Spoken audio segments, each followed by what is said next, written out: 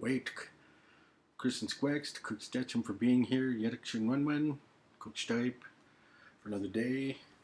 This is Workouts with Uncle. And we're actually going to work out pretty soon. I got some 10-pounders. Do some weightlifting.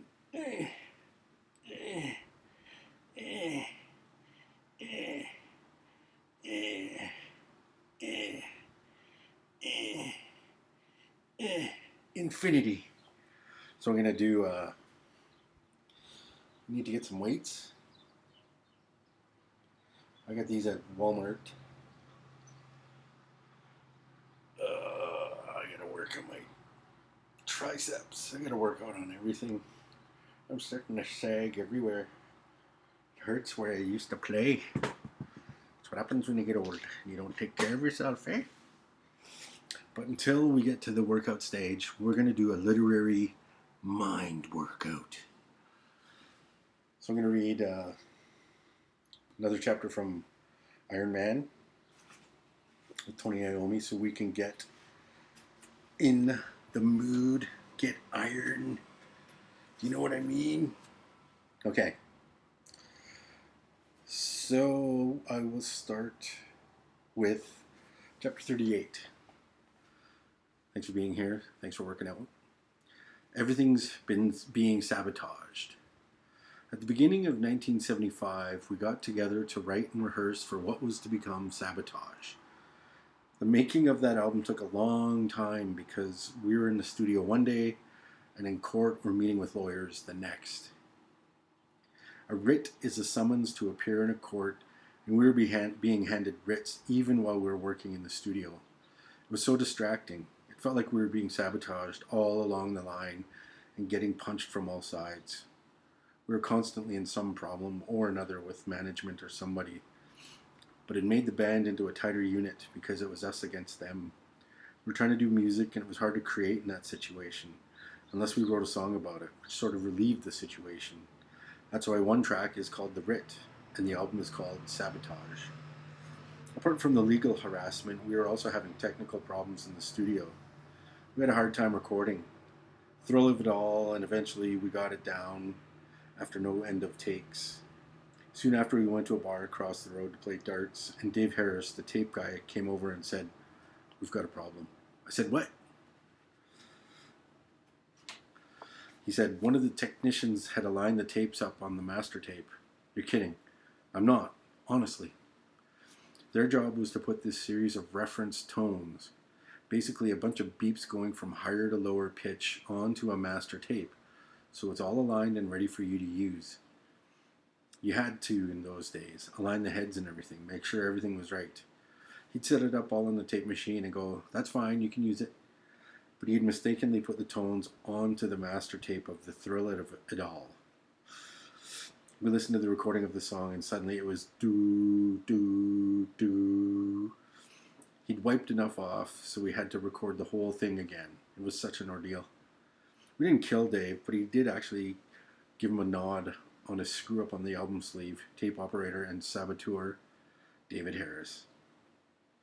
We produced Sabotage ourselves. The band disappeared most of the time, so it was sort of left to me and the engineer. I got more and more involved with the production side of things. But it wasn't like I would sit there and tell the other guys what to do, because they knew what to play. They had their parts to it. I just spent a lot more time in the studio because when it came to doing the guitar bits or mixing, it would take longer and I'd be more into it than they were. I didn't mind so much. I'd be there to the death. Sabotage had a couple of unusual tracks like Symptoms of the Universe. That's a great song.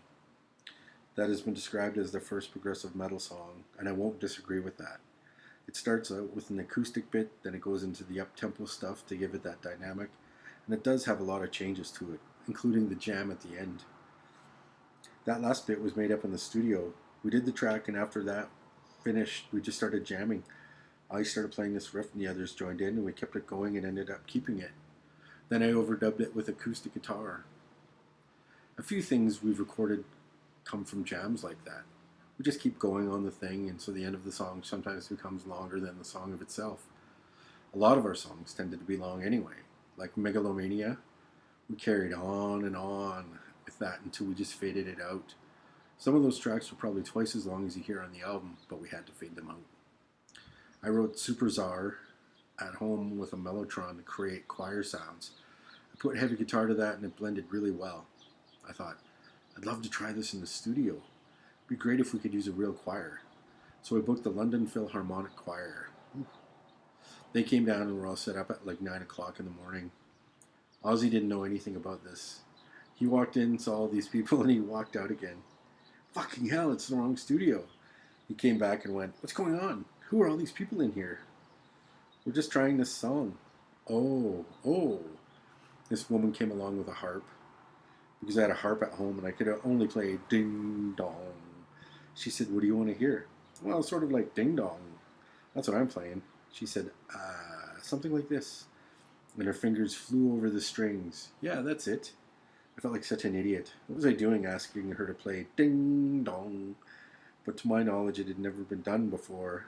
A heavy guitar riff with a choir and this harp. It was a challenge, I thought. There's a 50-piece choir here and this harp player. This better work out. But we did it and it sounded really different and really great. The Sabotage sleeve is probably our most embarrassing one. Had us posing in front of a mirror that reflected the wrong way around. We turned up at this photo session for it and Bill said, I don't know what to wear. He turned to his wife. Can I borrow those tights? He put her tights on. But he had this checked underwear underneath that was shining through. Typical Bill. Ozzy didn't do much better, dressing up with some sort of Japanese morning gown. Such a naff thing. We're all so different there. Fucking hell. We've had trouble living that down over the years. On Sabotage, the sound was a bit harder than Sabbath Bloody Sabbath, and my guitar sound was harder as well. That was brought on by all the aggravation we felt over all the business with management, lawyers, and writs. Sabotage did alright, but it didn't sell as well as previous albums. It's the way it goes with everybody. You can't go up and up and up and up. Things go up and things go down. Other people come in and other music takes over. The taste of people moves, it changes, and yet we still plod on doing what we're doing. Even so, we've been pretty lucky with our fans because they've been very loyal. We did go through a period, certainly in the Paranoid days, of attracting a lot of screaming teenagers, which wasn't our sort of audience at all. But they go for anything in the top 10. Ow, burn. We didn't want to be involved in it because it wasn't us. We weren't about the pretty boy image. It was purely the music for us. It's one of the reasons all of our albums keep selling really well after all these years. I can't believe the way it goes. It's just phenomenal. Must be that new kids are coming around to buy it. End chapter 38 with Iron Man, Tony Iommi. So tomorrow I'm going to read from a new book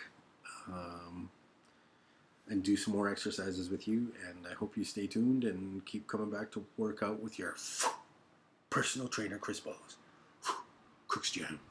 Take care. Ooh.